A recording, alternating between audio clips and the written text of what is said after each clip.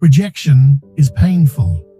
It strikes like an unexpected blow, leaving a wound in our pride.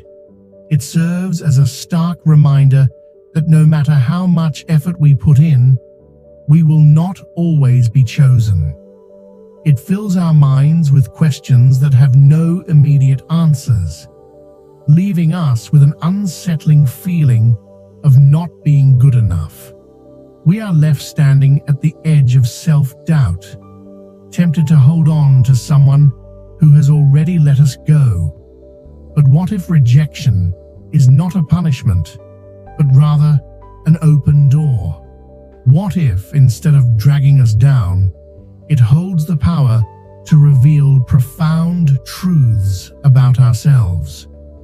Carl Jung, the great Swiss psychologist, taught that every external experience is a reflection of something within us. It is not the loss itself that wounds us the most, but rather what that loss awakens in our psyche. Rejection forces us to confront our shadows, our insecurities, and our deeply rooted fear of not being valuable if we are not wanted. But beyond the pain, rejection presents a unique opportunity, one that invites us to undergo a profound transformation. Rejection is not merely an unfortunate event. It is a rite of passage, a challenge that urges us to dismantle the false structures of the ego, to release the masks we have worn for validation, and to rediscover the true self, an identity that does not depend on anyone's approval to exist. And that is exactly what you will learn today. The symbolic wisdom of life. Rejection as a reflection of the self for Jung. Rejection is never random. Life operates with symbolic intelligence, and every external event has its roots within the individual's inner world.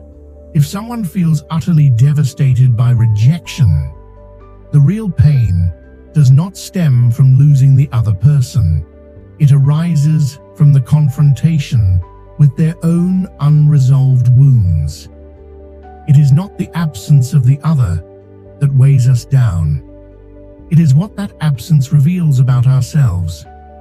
When we experience rejection, a powerful psychological mechanism is triggered, forcing us to face the hidden parts of our being, the aspects we often prefer to ignore. Perhaps the person who has been rejected has built an identity around being desired, validated, or needed. When this identity crumbles, it exposes an inner emptiness, one that had previously been concealed by the illusion of external acceptance. In many cases, rejection reactivates deep-seated wounds from childhood. Perhaps the individual learned from an early age that love and approval were conditions for their worth. Maybe they came to believe that they had to be enough to be loved. When someone now says no to them, their entire sense of self-worth feels like it is crumbling. Jung would suggest that this pain is not something to run from, but rather an opportunity to look inward and understand where this deep need for validation originates. When rejection becomes a repeating pattern, a message from the psyche. If rejection becomes a recurring experience in someone's life, it is not mere coincidence. It is a message from the unconscious. The psyche is trying to bring something to the surface, something unresolved that needs attention. The person who has been rejected must ask themselves, why am I seeking validation from others to confirm my worth? Why do I hold on to the belief that being accepted by someone else defines my identity? Jung would encourage them to approach their pain with curiosity rather than despair. He would ask, where does this feeling truly come from? When in your past have you felt this way before? What part of you is desperately seeking acceptance? Within these answers lies the key to transforming rejection from a source of suffering into a path of self-discovery and growth. Breaking the ego to find authenticity. It is the ego that cries out for revenge. It is the ego that demands explanations, that desperately seeks to prove its worth. It is the voice that whispers, without their acceptance, you are nothing. But Jung understood that true growth only begins when the ego collapses, when the individual is left with no choice but to face their authentic self. This deeper self does not depend on external approval to exist. It does not need to be chosen to feel whole. Rejection, then, is not the end of the story. It is the beginning of an awakening. It is an invitation to step beyond the illusions we have built and embrace a self-worth that is rooted in something far more powerful than fleeting validation. When someone experiences rejection, they are faced with two choices: to resist reality or to surrender to it. Resisting means becoming obsessed with the other person, over-analyzing every detail, questioning what could have been done differently, and searching for ways to reverse their decision. This only serves to feed the ego and its insatiable need for control, reinforcing the illusion that personal worth is dependent on external validation. On the other hand, surrendering to reality does not mean giving up or admitting defeat. It means embracing rejection for what it truly is: a decision made by another person that does not define one's intrinsic value. The ego fears rejection because it perceives it as a mortal wound, an attack on its very existence. It cannot tolerate the idea of being inadequate, of not being chosen, of not being validated. However, the true source of pain is not rejection itself, but the crumbling of the identity built around external approval. A person who defines themselves through the acceptance of others will feel as though their very existence loses meaning when that validation is withheld. And yet, this is precisely where transformation begins. Swiss psychoanalyst Carl Jung would argue that the most powerful response to rejection is not seeking acceptance again, but transcending the very need for it. There is no greater power than that which arises when someone no longer depends on external validation to feel complete. True transformation occurs when an individual stops seeing rejection as a personal attack and starts perceiving it as an opportunity for liberation. It is not about eliminating the ego, but about observing it with clarity and understanding its role in the psyche. It means detaching oneself from the need for approval and recognizing that the true self is not defined by how others perceive it. When the ego loses its grip, a deep sense of peace, wholeness, and emotional independence emerges. Rejection ceases to be a wound and instead becomes a gift, a chance to reconnect with one's own authenticity. This is the process of turning pain into individuation, a journey towards self-actualization. From a Jungian perspective, rejection is not merely an event that wounds self-esteem. It is an invitation to self-discovery. At first glance, it may seem like a painful blow to one's identity, but at a deeper level, it is a call to introspection, Rather than remaining trapped in the suffering, Jung would encourage individuals to integrate their pain, to turn inward and ask themselves, what part of me is being called into the light? Rejection serves a symbolic function. It is not just a no from another person, it is a mirror reflecting the internal work that needs to be done. Perhaps it reveals that one has been living to please others, molding themselves to fit external expectations rather than being true to their essence. Perhaps it exposes the fact that self-esteem has been tethered to validation, making one feel worthless in its absence. Or maybe it shows that one has been neglecting their own potential, seeking outside what should be cultivated within. Individuation is the process of reconciling with oneself, of integrating the shadows, of building a strong and authentic identity. Jung would argue that the ultimate goal is not to be accepted by others, but to be accepted by oneself. When identity is built upon external approval, any form of rejection can trigger a crisis. But when an individual has done the deep inner work and cultivated a solid sense of self-worth, no external opinion has the power to shake their foundation.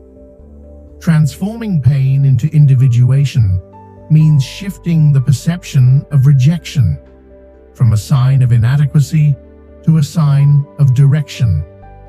It is not an indication that something is lacking within, but rather a guide towards something greater. Instead of lamenting rejection, one can use it as a stepping stone toward personal freedom, toward becoming whole, and toward embracing a life where self-worth is no longer dictated by anyone else's choices, but by one's own unshakable inner truth. The lack of external acceptance is not a curse, nor is it a punishment. It is, in fact, an opportunity. It is an invitation to ask oneself a crucial question. Am I living in alignment with my true self? Or am I merely trying to fit into a mold that was never meant for me? Rejection is often perceived as a form of suffering, an obstacle, or even an attack on one's worth. But this perspective is flawed. In reality, rejection is not a wall that blocks the way forward. Rather, it is a signpost redirecting us toward a path that is more authentic to who we truly are. It is not an indication of personal failure, but rather a reminder that true love, real acceptance, and deep validation must always come from within before they can ever be fully experienced externally. When individuation, the process of becoming one's most authentic self, is complete, rejection ceases to be a source of pain. Instead, it becomes a stepping stone, a necessary phase in the evolution of the self. It is no longer seen as a threat, but as an opportunity to strengthen one's identity. Those who embrace this truth find that they are no longer shaken by the opinions, judgments, or dismissals of others, because they have built an unwavering sense of self that does not require external validation to remain whole. Carl Jung spoke of detachment not as an act of emotional coldness, but as an expression of profound wisdom. Many misunderstand detachment, believing it to be synonymous with indifference or apathy. But true detachment is neither of these things. It is not the absence of love, nor is it resignation to a life devoid of connection.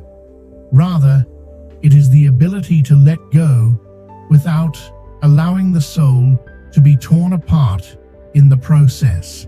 To practice detachment, is to understand that no relationship, no matter how intense or meaningful, defines the very essence of who we are. It is the recognition that our worth is not dependent on the presence, approval, or validation of another person. This realization is the first step toward liberation from unnecessary suffering. When someone experiences rejection, the initial reaction is often one of deep loss. It can feel as though something incredibly valuable has been stripped away. But Jung would encourage a deeper inquiry. Am I truly grieving the loss of this person? Or am I mourning the idea of myself that I had constructed in relation to them? This question reveals a hidden truth. In most cases, what we miss is not so much the person themselves, but rather the version of our identity that we associated with them. The pain is not solely about their absence, but about the reflection of our self-worth that we believed they provided. When we lose a relationship, we often feel as though we have lost a part of ourselves. But this is an illusion. The self remains intact, regardless of who chooses to stay or leave. Attachment is born from a false belief, the idea that without someone else, we are incomplete. It stems from the assumption that love is only real when it is reciprocated, that external validation is proof of our own worth. But these are illusions, created by the ego's need for security. Detachment does not mean ceasing to love. Rather, it means learning to love in a way that is free from possession, expectation, or dependency. It is an understanding that love does not have to be exchanged in equal measure in order to be real. The highest form of love is one that exists in freedom, independent of whether or not it is returned in the same way. To detach is not to stop feeling, but to stop suffering as a result of imposed expectations. It is to allow life to flow without resistance, accepting what comes and releasing what leaves. It is a profound acceptance of the natural rhythms of existence, where everything has its time and place. Detachment does not strip life of meaning. It amplifies it by teaching us that nothing truly essential can ever be lost. What belongs to us, in the truest sense, will never depend on another person's will. Each rejection, then, is not an end, but a redirection. Nothing is truly lost when we let go, because what is authentically ours will never require force, struggle, or desperation to remain in our lives. When a person learns to love without clinging, they come to understand a fundamental truth. Their value was never in the hands of someone else. Their essence remains untouched, even when others choose to walk away. And in that realization, they uncover their greatest power, the ability to exist, whole and complete, within themselves. To Jung, rejection was not a catastrophe, but a necessary demolition. Yes, something may have crumbled, but only so that something stronger, something more aligned with the true self, can be built in its place. It is not a failure, it is a pivotal moment, a turning point. When the ego is shattered, the true self is given the space to emerge. What appears to be an ending is, in truth, the beginning of something far greater, a transformation that is deeper, more meaningful, and more aligned with the soul's true nature. Rejection is not a final verdict on one's worth, but an open doorway to authenticity. It is an invitation to stop seeking validation from the outside world and instead to cultivate a foundation of self-love that is unshakable. This moment of rejection, painful though it may be, holds within it a profound opportunity, the chance to ask oneself the most important questions of all. Who am I when I am no longer defined by another's approval? What is my worth beyond what others think of me? And in finding the answers to these questions, one discovers the greatest liberation of all. The realization that nothing external can ever diminish the light that already exists within. It is within that space of uncertainty where true self-esteem is forged, because it ceases to depend on the gaze of others. Many people desperately cling to relationships, situations, or roles that no longer belong to them, simply out of fear of feeling empty. They resist change, not because they are truly fulfilled, but because they dread the unknown, the silence that follows when external validation fades.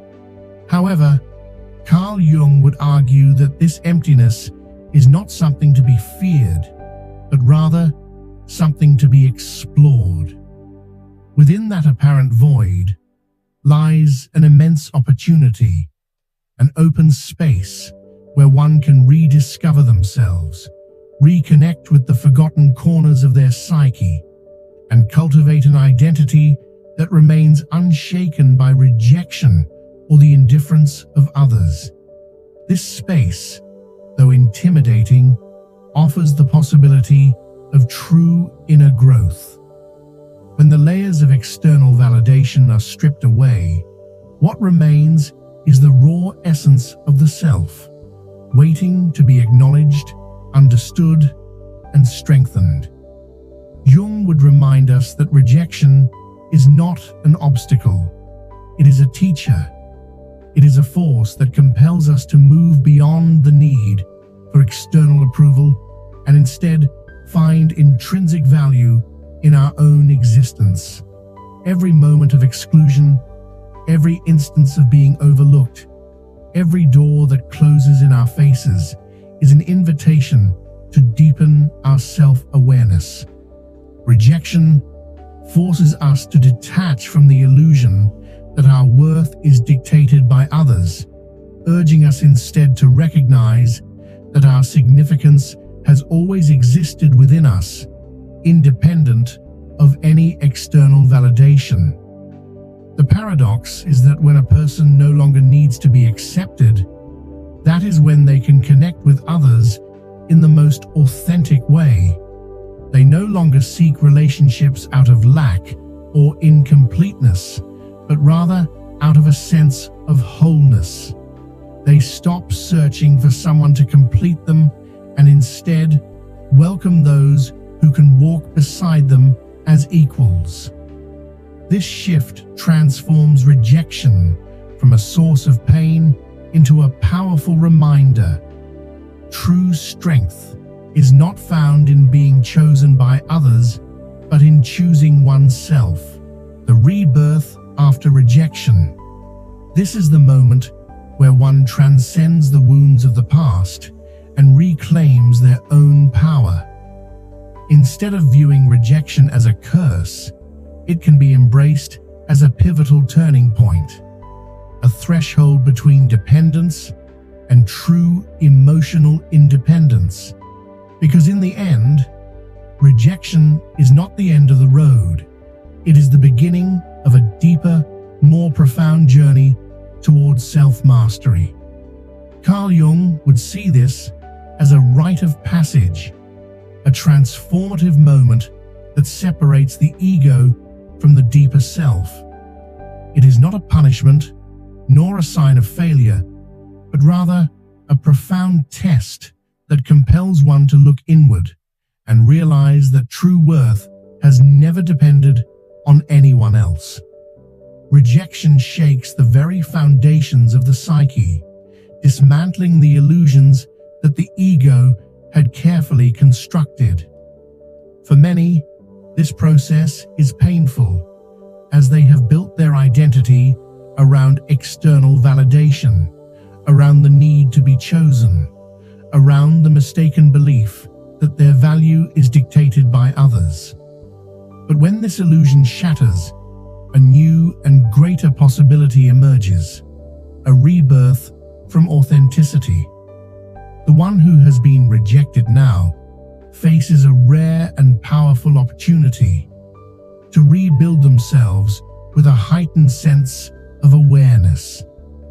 They can choose not to cling to suffering, not to define themselves by the wound, and not to perpetuate the belief that their happiness is dependent on external validation.